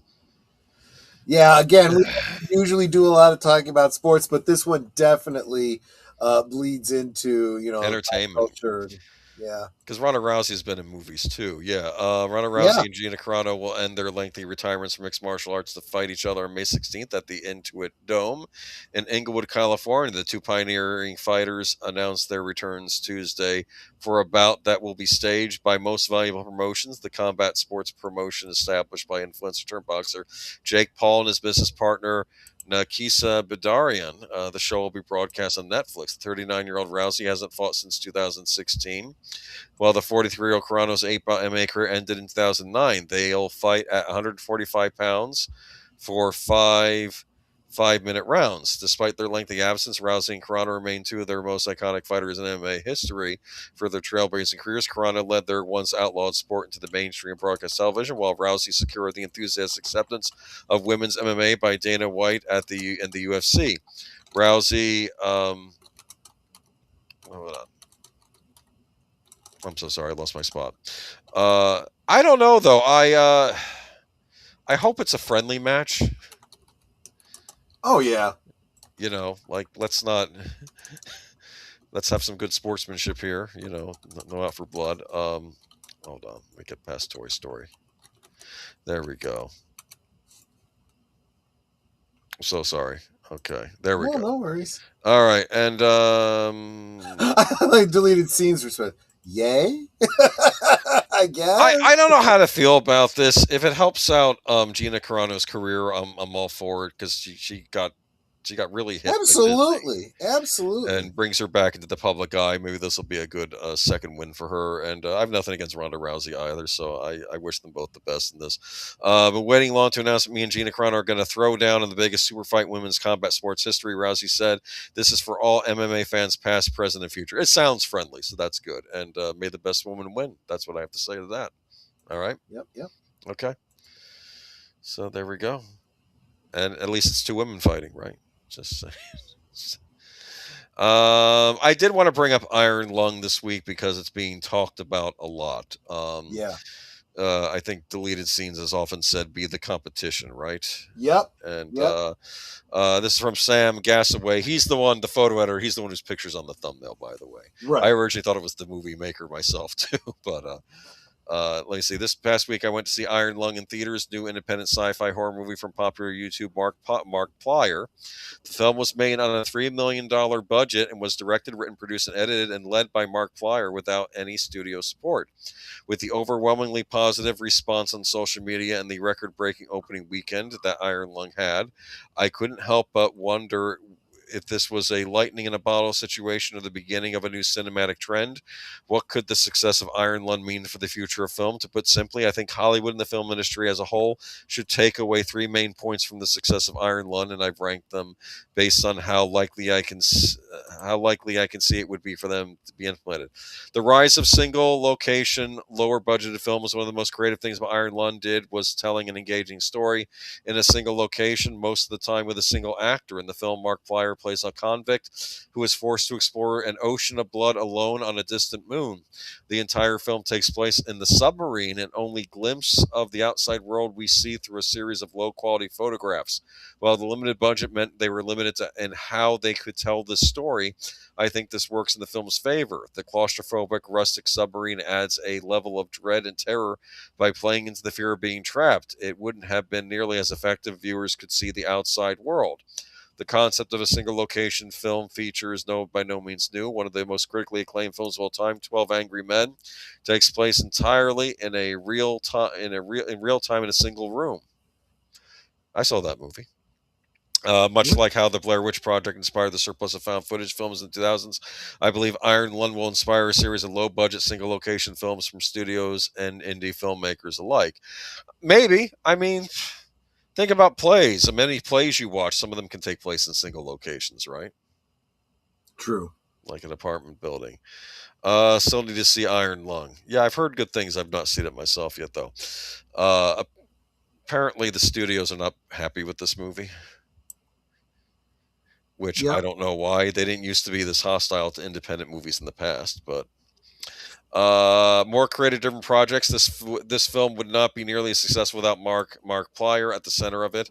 I'm by no means a fan of his content on YouTube or Twitch, but it's been clear throughout the creation of this film that he has a true passion for filmmaking and the source material behind it. I don't know anything about him or his channel, so I can't speak to that myself either, but I give him points for making this on such a low budget, and apparently it's a hit. Absolutely. So Marc Plyer was directly responsible for selling this movie to audience members by talking about his passion behind the production directly to his viewers on YouTube, videos, and live streams. He brought in viewers who wouldn't have seen the movie otherwise. Okay.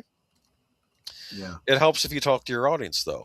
And direct deals with movie theaters. This is, I think, is important. One unique aspect of the distribution of Iron Lung was that there was no studio behind it throughout the entire process, even distribution. Instead, Marc Plyer's team distributed the film directly, and it's been shown in over 4,000 theaters worldwide. So they basically skipped the middleman, which was the studio, right? Mm-hmm. As it becomes more difficult for theaters to stay open, I believe the relationship between theaters and the films they show will change. In a world where large studios are sending more of their smaller films straight to streaming, I think more indie studios will make direct distribution deals with movie theaters. You know what the sad thing is? I guess we don't really have people in Hollywood right now. We don't have indie wings of companies anymore, and we used to. Say what you like about a certain man whose name began with Harvey. He was a big proponent and supporter of independent movies, and I think he did spur on other studios to do the same. I remember Fox used to have a brand of their films called Fox Searchlight Pictures, which was where they would put their smaller budget indie films, and they would get theatrical runs, and it'd be something you'd watch during the winter. We'd get some critical acclaim when you go out and see it. But I wanted to comment on something you just said that I thought it just kind of stood out to me. You said he wanted to cut out the middleman, being the studio, which I find incredibly ironic because the studios have been trying to cut out the middleman, being the cinema. Yep. With all of their streaming. So I'm like, good. There is always an option, and it's always the young upstart, independence, so to speak. Well, what used to happen back in the day is your young upstart independent starts out as young upstart independent, and then he'll eventually get hired by a Hollywood studio later on as an auteur director. I think of Sam Raimi with him making his Evil Dead movie on a shoestring budget, will eventually become the director of Spider-Man. And it's you work your way up. It's how you work your way up, and I think that got kind of lost as movies became far more producer driven. Yeah. And the directors started taking less of the limelight away. But but all the studios gobbled up the smaller ones. Well, we may need new studios then. And who knows? Maybe we'll see more movies from Marc Plyer, maybe other people out there. I think maybe we now need, is the time we for need indies. Studios in a completely different way, though. We need smaller studios that don't exert so much influence, but that can help independent films get made. That's what we really need more of. We used to have it. Yep. like I said, Miramax. I'm sorry, whatever I feel I about loved Mirror. Some great, brought out great some movies came out of it. Sling Blade came from Miramax. Yep. And you had other studios do it too. There, like I said, a lot of these companies had their independent branches where they would say, "Okay, go out and find the smaller films for award seasons," because these movies would make their money back because they were lower budgeted. They'd get released in theaters. People would buy them on DVD or rent them, and it was a way to make money. It wasn't the big blockbuster, but it would make money. And some movies really broke out, like the Blair Witch Project. I mean, going back to one of my favorite independent movies, ever hear of Night of the Living Dead back in the day? That was an independent production. Indies have been with us for a while, and I feel like they got shut out maybe during the 2010s, I don't know, by just the big studios, and everything has to be the next big $100 million blockbuster. When big studios get too big, which is another reason why it's so important, this whole discussion we're having about Warner Brothers, but that's another ball of wax. Well, now Warner Brothers will be no more very soon. I don't care who buys it. As soon as it's sold, it's no longer studio. 20th Century Fox is no longer studio. There are actually three options here. One is Netflix, one is Paramount, the other is they're not allowed to, and they got to remain. Well, maybe they shouldn't be allowed to. Maybe it's I would like that to be the case. Government just finally says no. And you know what? If you have to sell off some of your properties, maybe sell off Harry Potter, maybe sell off DC. Here's the problem with the government aspect, though. As long as you have a pay-to-play Justice Department, don't look to the government for your resolution on this. We'll see how this all plays out. Yeah. I just don't know. And is this our last article of the night? Or maybe close to it, maybe not. But Michael Jai White, I think it is. Big fan of him. Warns America is not making men anymore. And originally I thought, this is just going to be a bash the whatever younger generation article, but it's actually not. He actually has some good points to make. He's a wonderful actor. He was in the original Spawn movie. He was in The Dark Knight. Remember, he's the one that said enough with the clown when the Joker shows up.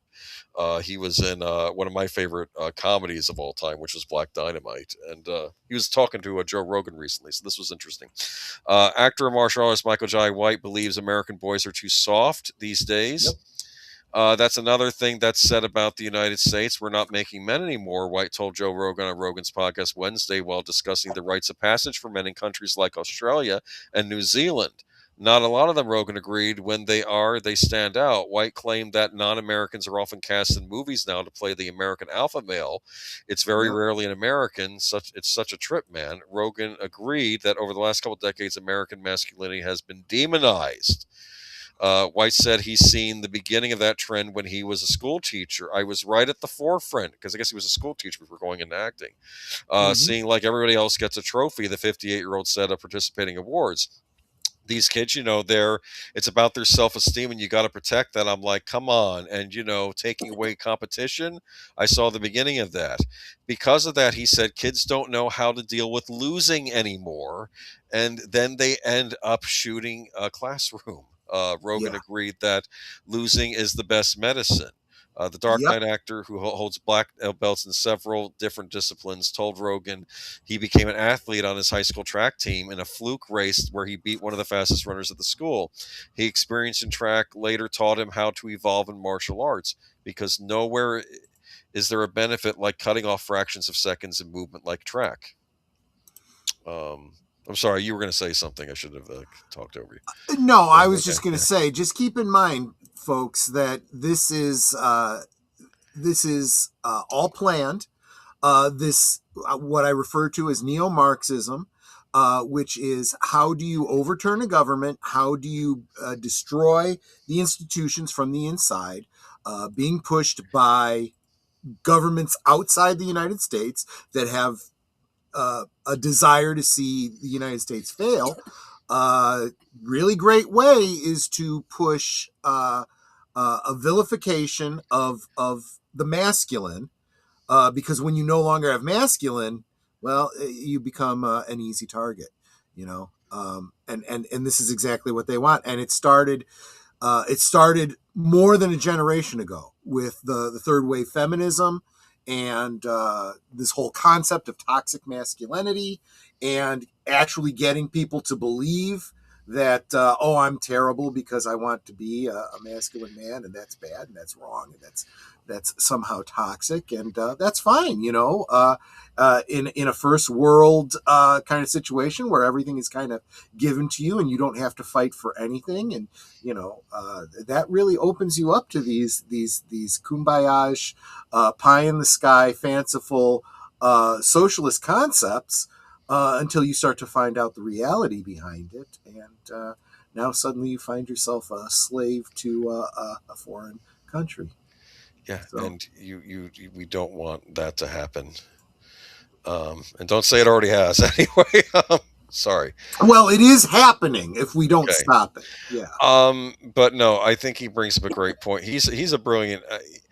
He's a black belt martial artist, right? But in Black Dynamite, of course, uses kung fu like in the old black exploitation movies, but he's doing fake-looking kung fu in this movie, but he himself is a skilled martial artist. It's brilliant. It's like, yes.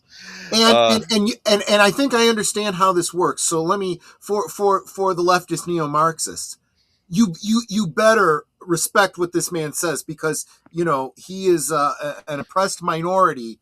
And, if you say anything against what he's saying, then you're racist. Right, that's how this works, right? No, unfortunately, how this works, as I've seen in certain protests, is that they start yelling racial expletives at people who are just trying to do their job. Right, they're going to claim he's a race traitor. Well, they or were whatever. Some nasty language words that I thought they supposedly thought were abhorrent. So I'm just Michael J. White is an excellent speaker and advocate for true masculinity. Yes, I agree. And, absolutely true. Yes, check him out. And it's really weird when you look at The Dark Knight. That movie's like a who's who of actors, just in that, even small parts. Everyone is like dialing it up to 10 in that movie. But and. Yeah. And a real quick general comment to the chat. I think we should probably be bringing this up more often, Boomer. A reminder to everybody that we are simulcasting on 3 different channels right now.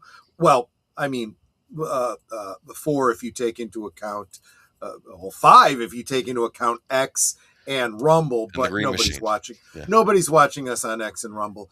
Netter, Boomer, and myself are all currently multi-streaming. So depending on where you're at, you might not be seeing the chat for on the other channels. So sorry about that, but feel free to hop over to one of the other all the comments. Yeah, we see everything. Yeah, we're keeping an eye on you people. No. You know what's interesting? I remember somebody did an essay about Charlie Brown. I think it was the movie, the first Charlie Brown movie, right? Where he gets into the National Spelling Bee and loses because he can't spell the word beagle. Which is ironic, because which is the word he should know how to spell.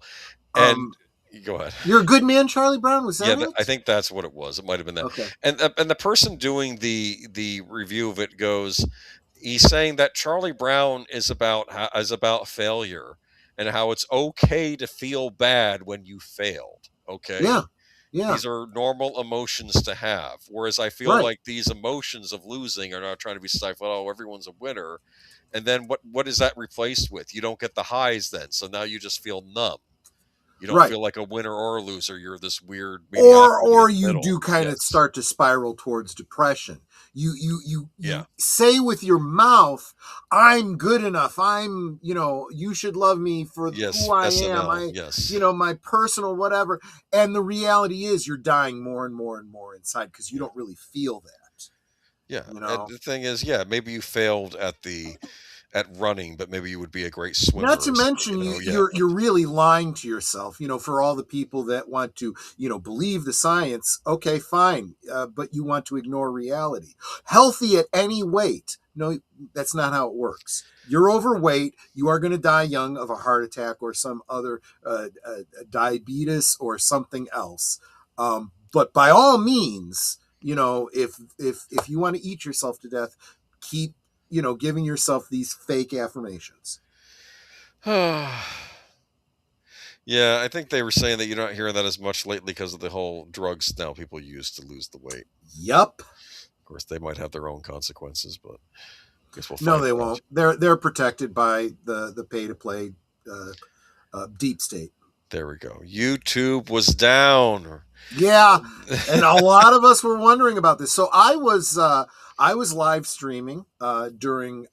So was I think. Yeah. Yeah. Was we were this simulcasting. Was this Friday? Was this Friday? I thought it was on Sparkwood 21 during the Twin Peaks. That's right. It was during Sparkwood 21, right? So it was during the you and me and Netter and deleted scenes. And although we were going out and people were able to see us, you wouldn't see us if you didn't see us in your feed, because you weren't able to see your YouTube main page. If you just went to your YouTube main page, you saw nothing, but you could see your notifications, which is why it's so important to have your notifications set. And also why I always tag my members in the description so that you get a little, you were mentioned in this stream, because my members are mentioned in the closing credits of every stream. There you go. And this was the article, though. YouTube went down for thousands of users worldwide yesterday in a rare global outage that has also affected YouTube TV. The problems first started around 7:50 p.m. Eastern Standard Time. That's about right. When the huge spike in reports on Down Detector showcased over 280,000 reports in the United States and over 30,000 in the United Kingdom. These issues lasted around 90 minutes before the reports started to drop. Google later confirmed that it was an issue with our recommendation system, prevented videos from appearing across services on YouTube, including the homepage, the YouTube app, YouTube Music, and YouTube Kids. The site and homepage are now working for the vast majority of users, but you can find out exactly what went wrong in this live blog. You can see the thing in there. Mm-hmm. But yeah, I don't know. I think that was a little shocking. Don't they realize that this? I don't know. I hope somebody got a serious slap on the wrist over there at Google. You know. Yeah. Someone did something wrong. Let's be clear about that. Sashi, in reference to what I had just said a second ago, said, "I'm used to others keeping an eye on me. My government does it all the time." Oh, your government has nothing on the U.S. government. It's gotten really, really bad over here. People don't even realize how much of their freedom has been completely lost. Welcome, Joe's Atmosphere. We're winding it down, but we are always appreciative to see you here, my friends. Yeah. So, and I guess that about wraps it up for tonight. It does. A lot of in remembrances tonight, but unfortunately, yeah. It's sad. Tom Noonan too. Like I said, he can be a bit of a creeper in movies. Yeah. But he played some villains. Yeah, absolutely.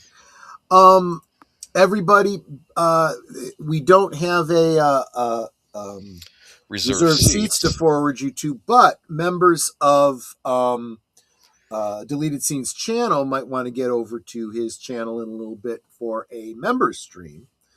Go check that out. Double check, your notifications. You should know about all of that.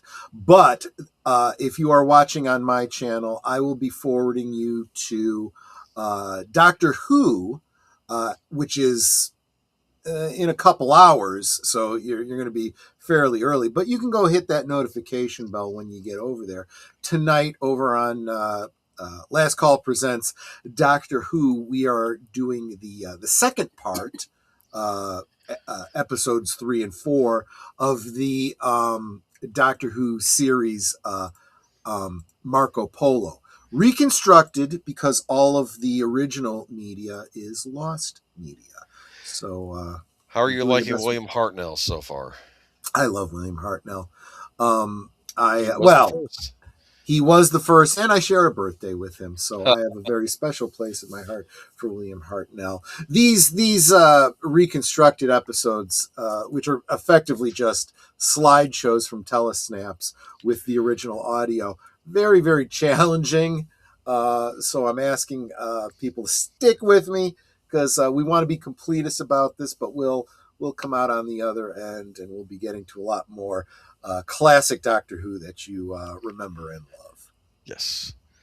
And then keep an eye on us for the week. What do you have going on tomorrow if you want to roll through that real quick? So tomorrow night, again, members, you guys have voted because of the topic that we covered on last call. We were talking AI again and its intrusion and impact on our lives. I put up 4 movies that I have not seen on the topic of AI, and the members chose Ex Machina. Oh. So we will be watching that movie Monday night at 9 Central, 10 Eastern. If you're not a member, you can become a member on my channel for as little as $2 a month. Would greatly appreciate it, and you can join us for that. I believe Oscar Isaac's in that, correct? Oscar Isaac is the, I guess, mad scientist. So I guess he's playing Frankenstein again. Kinda, yeah. Good point. And the robot is what is it? Alicia or Vector, the actress who's married to Michael Fassbender. I know. Oh, okay, yeah. I don't know her, but so, yeah. She was in the last Jason Bourne movie that came out. Okay.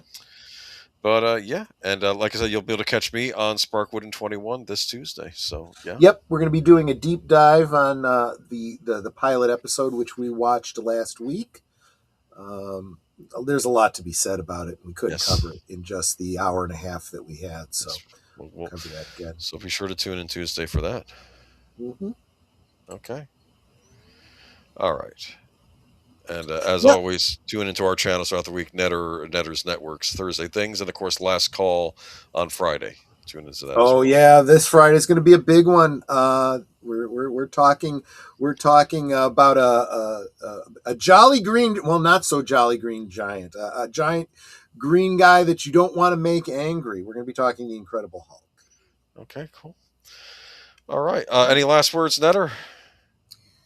Well, I just want to say again how much I appreciate every single one of you. Thank you all for the gifties that you guys gave, as well as the super chats. You guys are totally Osmo. We love you guys so much.